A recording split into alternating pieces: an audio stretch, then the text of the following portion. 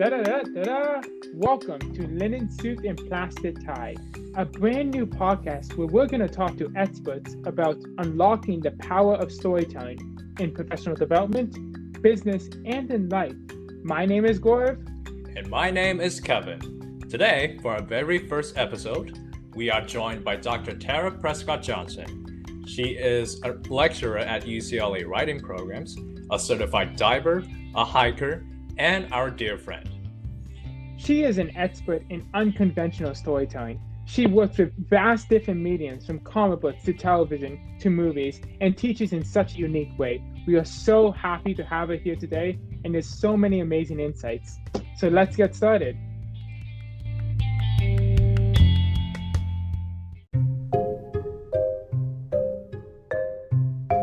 My name is Tara Prescott-Johnson, and I am a continuing lecturer in writing programs at UCLA. I'm also a faculty in residence, which means my family and I live with students in the residential halls, which is where I am right now. A little bit about my background. I was born in New York and then spent my early childhood in Pennsylvania before moving to California. My family moved a lot. So I was exposed to a lot of different types of cultures and places and learned how to set roots in new places pretty quickly. Educational background, I was always interested in writing, always kept diaries, was a huge reader. Went to UCLA to study literature, was into journalism, still didn't know what I wanted to do. Went for a master's at Johns Hopkins University in the writing seminars and poetry. Still didn't know what I wanted to do. Did a lot of random jobs, really random. Like I was a professional patient, a standardized patient. So med students would practice on me. That was actually one of the jobs I had. I worked in a bookstore. I was a medical writer. And a very long circuitous path ended up returning for a PhD in English so that I could become a professor, which is what I do now. Wow, that is an amazing story. That's so interesting. You moved around a lot and you tried a bunch of different jobs to kind of find what was a good fit. That's such an interesting dynamic you had. I think it's true for a lot of professionals. Students tend to think that the career path trajectory is very linear, that if you take this step and then this step and this step and it leads exactly to your goal. But most of us kind of stumble our way through or find opportunities we didn't know existed, or a global pandemic changes your path and you end up finding something else.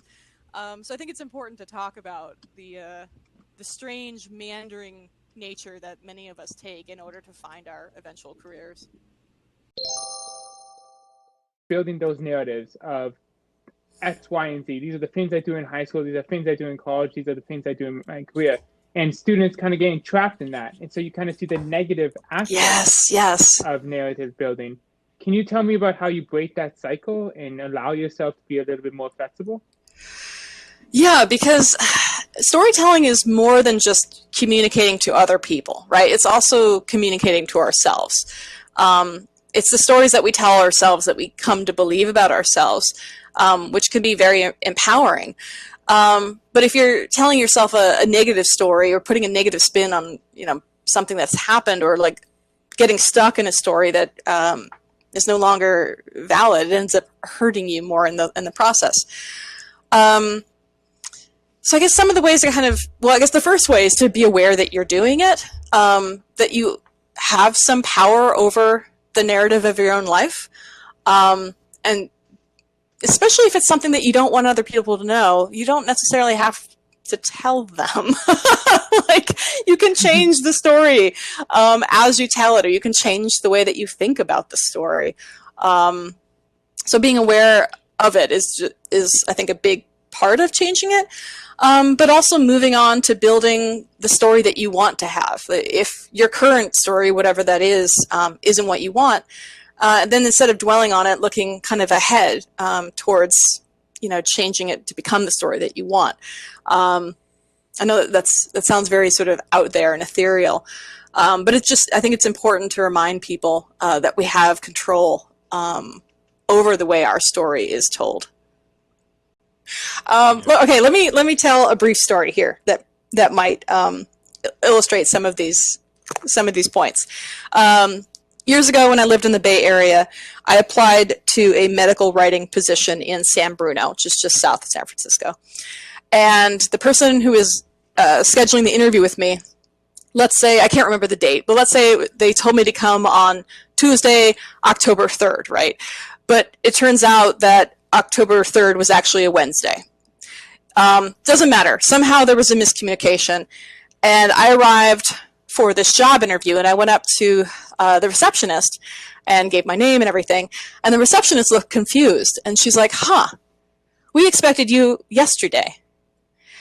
And there was this like horrible lurching moment when I realized that, oh, wow, I completely no-showed for this interview. Like, I didn't contact them, I didn't show up, and now I'm here a day late. And I nearly bailed right there and then, because they talk about first impressions. I can't imagine a much worse first impression than just not showing up and contacting them. But I had, dressed in my suit, I drove there, sat in my car until it was exactly 10 minutes before, did all the things you're supposed to do, so I'm just gonna stay in this interview. So I stayed. They had to go find the managers because they were at some kind of, I don't know, they were celebrating someone's birthday party or something, and there was cake, I remember that, because they weren't expecting that they were going to interview someone who was supposed to be there the day before. So finally they came in, and those first few minutes where we kind of talked about, the confusion and sort of laughed about it, and then moved on and did the interview. I found out later, I worked for them for like 3 years. I found out later that part of the reason why they hired me was actually how I handled myself when this terrible thing, happened at the very beginning. That, we talked about it for a few minutes, and then we moved on. And I think that's an important thing to hear, those kinds of stories, those kinds of moments where it just, everything goes south. If you're able to work with it and keep going, you can, create a story out of it that's good. How I ended up becoming a medical writer, which eventually, 20 years later feeds into teaching medical writing at UCLA.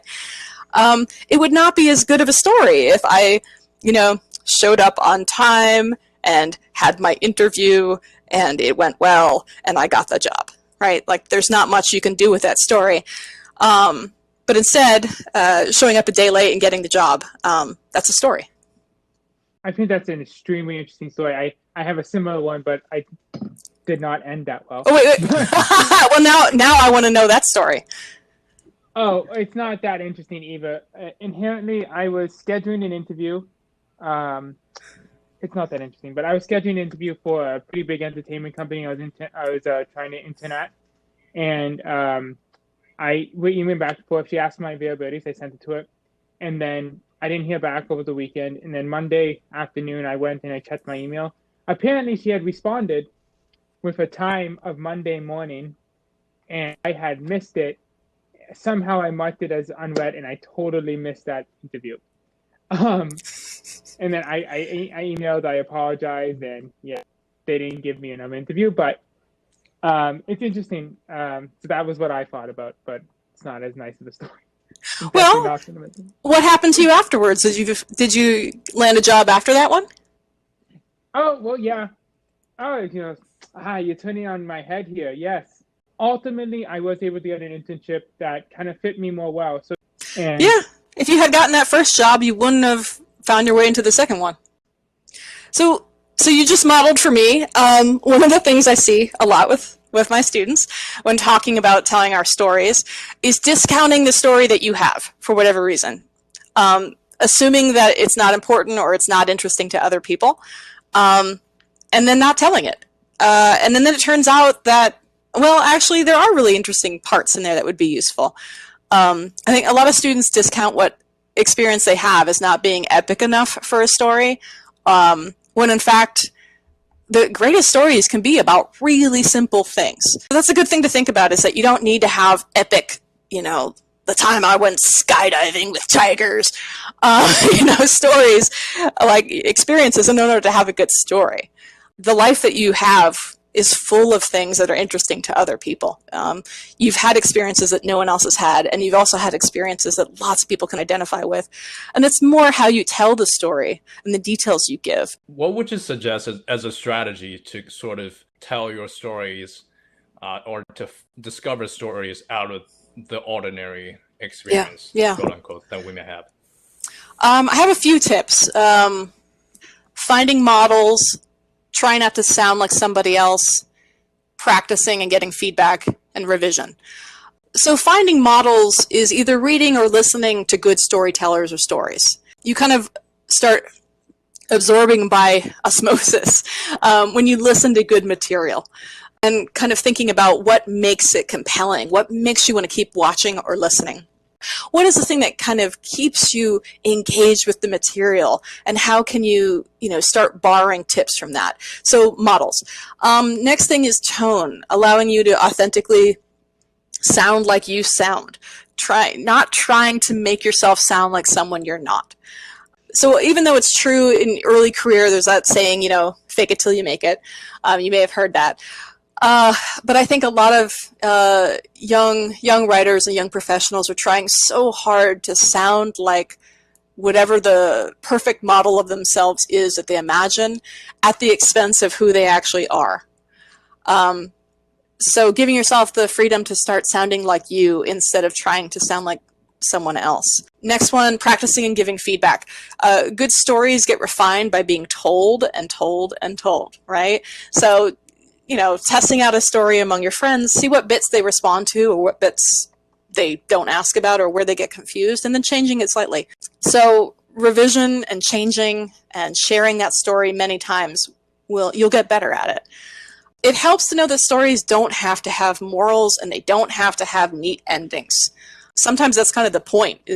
We talked about like messy trajectories. Sometimes stories don't have kind of neat, tied on a bow endings because they're evolving. A lot of interview questions are asking you things about like what your weakness is or what your challenges are. Please don't say perfectionism. But sometimes you're still figuring that out, and that's okay to answer authentically. What led you to the decisions to take such an unconventional approach to teaching academic writing or writing in general? When you're looking at different forms of media or different genres, these are stories that are being told under very different constraints. So sometimes it could be time. Like if you're looking at episodic television, you've got 45 minutes to tell the entire story, right? Sometimes it's budget. If you're, working on a low budget film, it's going to be very different from, a Marvel film, right? So that's part of the reason why I like looking at a wide range of types of stories and how they are communicated, because they have different constraints, and then they come up with different creative ways of working underneath those constraints. This actually reminded me of something I wanted to say earlier, so I'm just going to say it now. One of the things that's really important is specific detail, because it's the thing that makes your story sound different from everyone else's. And it can be very hard to know what level of detail to give. In most cases, people err on the side of not giving enough. You probably both have some relative that is a terrible storyteller who just goes on and on and on about things that you don't care about. That happens sometimes. But let me give you an example. I'm going to tell you two ways of telling the same story, and I want you to hear the difference.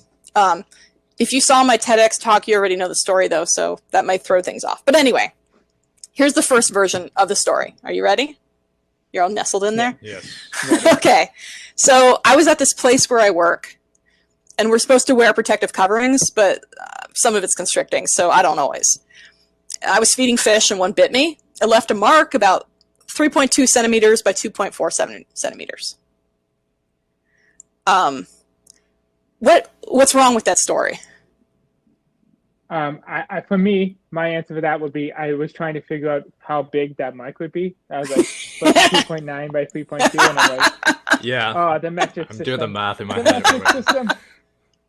That's why I got lost. Yeah. Yeah. Yes. So like, I was at this place where I work, and in my head as a listener, I'm like, wait, where did you work? Where is this? Right? and we're supposed to wear protective coverings, and some of it's constricting. I don't wear. I was feeding fish, and I'm listening to this. I'm thinking, wait, what? Like, what job do you have that you're feeding fish? Like, are we at a pet store? Like, as a listener, I'm still trying to figure out all these things that I'm not listening to the story. And then the mark being 3.2 centimeters by 2. Exactly. Like, I can't picture that. What are things that would help you picture that better? How did it happen? Okay. What if you want to visualize it? Oh, where the injury is. Yeah. What color is it? How big is it? Right? These sorts of things. Mm-hmm.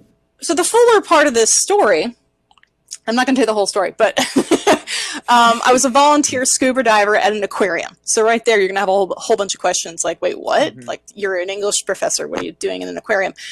And while I was feeding underwater, a fish bit me in the neck and left this massive bruise that looks exactly like a hickey. And the reason why this story becomes funny is that I had to go and teach with this massive hickey on my neck. And the real story of how I got there sounds so ridiculous. It sounds made up. Like, if I tried to explain to my students, like, oh no, this, like, a fish bit me in the neck, like, the students would be like, oh man. Like, sure, like, sure. Whatever, fish hit you, you know? When this originally happened to me, my brother was the one who started calling it a fish hickey or a fishicky. And I thought, no, that's funny. That's a great story. So, like, nobody cares that it's 3.2 centimeters by 2.4. Like, that doesn't matter, and it's hard to follow. What matters is it's, you know, it's purple, it's round, it's on your neck, it looks like a hickey. Does the type of fish that, you know, bit me matter? Probably not. Anyway, so the point of all of this is thinking about the details that your audience needs, not giving them too much time on detail that doesn't matter, or that's, you know, letting them down a path that's not part of the impression. And I think looking out for those bits of humor where they are, because humor can be something that helps stick in someone's mind. Now, you also have to be careful with humor. It's very culturally specific. But I think most places would know that if, you know, an instructor shows up to class with a giant bruise on their neck, they're probably going to think the same thing. So that's a very long-winded way of saying that, thinking about giving lots of specific detail. And again, if you're practicing a story, get super specific, show it to someone else, and let them guide which details you keep or which you leave out. It's interesting. You when you talk about details, you talk about like finding those details that kind of make an emotional impact and kind of find that human connection with the details they want. They're not robots. They're 3.2 centimeters. They're not going to care. And it's kind of, it's a similar theme we've been talking about, where when you're especially verbally giving stories, you're with another human. So you can be a little bit more human and acknowledge a mistake, acknowledge that you're rambling, or have that kind of human connection. I think that's really interesting when telling a story in a bigger sense.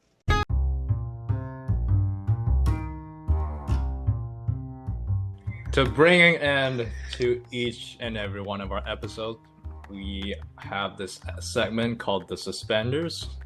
It's basically a segment where we have fun, intriguing, sometimes deep questions. So the question we want to ask, this was randomly chosen. What's an invisible trait about yourself or others that you wish people could see? Why? Snapping the suspenders, aren't you? Oh my God, that's a much better name.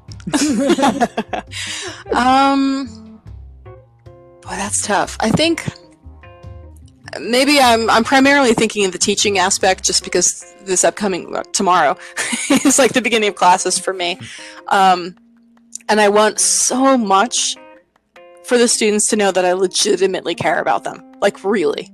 I want to help them outside of the specific stuff in class, and I don't mind when they ask for things. I'm really, really, willing to help them.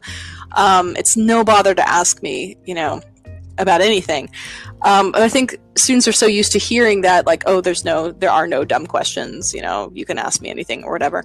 That it's hard to be like, no, like I really mean it. And I think I guess that's something that's invisible. I mean, I can say it, but I just wish that they all felt it and knew it really early on, because I feel like our relationship could be so much stronger, and I have so many resources that could help them, but they have to be willing to make some sort of connection with me, or I can't help them with problems if I don't know what the problems are. And so they have to be able to show them or tell them, and they often won't unless they really feel that it's a safe space and that I'm invested in them, which is a harder thing to do over Zoom than it is in person. So right now, that would be the thing I would say that, that I deeply feel that students can't see, that I wish I could just communicate to them. And hopefully mailing them a bunch of boxes with Black Panther comics taped all over the outside of them. I want one of these boxes. They're amazing boxes. I did one with a Gene Block's face on it that I'm pretty proud of. Well, I never had you as professor, but I can feel that with you. I think you put in so much work and so much effort to make things exciting and innovative, and I feel it every time I talk to you about how passionate you are about education. So it's something I can feel, if that helps. Oh, thank you, Gaurav. That means a lot to me. Yeah, for our audience members who are currently at UCLA doing your undergrads, if you're looking for writing courses, look up Dr. Tara Prescott-Johnson. Her class will be the best classes you've ever taken at UCLA. No pressure or anything on.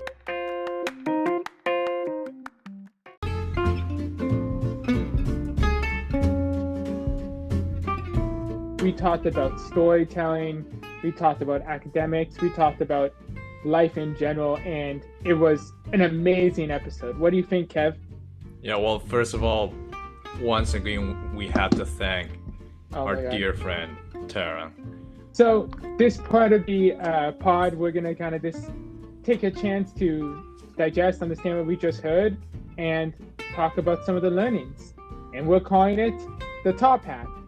Well, I think my biggest takeaway is that you can build up a very interesting story out of the ordinary day-to-day details. And we have to be able to look into the things that appear ordinary, notice the interesting details, and add the right details to the story. No, I think that exactly, evoking that human connection. So that leads into mine as well. I think authenticity and human connection, I think that's the most important part of storytelling. And Tara hit it head on the nose about how we can bring that in to even the professional settings. That was amazing. Is that a thing, hit the head on the nose? Oh, I think it's hitting the nail on the head. We've debated this multiple times. But I guess when you're punching someone, hitting the nose would be a pretty nice punch. So let's leave that in there. Yeah, so let's leave it on that. Everyone go out, tell your stories, and make sure you hit that head on the nose. This has been Men in Suit and Plastic Tie. I'm Gaurav. I'm Kevin. And we'll see you or hear you, or you'll hear us next week. Thanks, everybody. Thank you.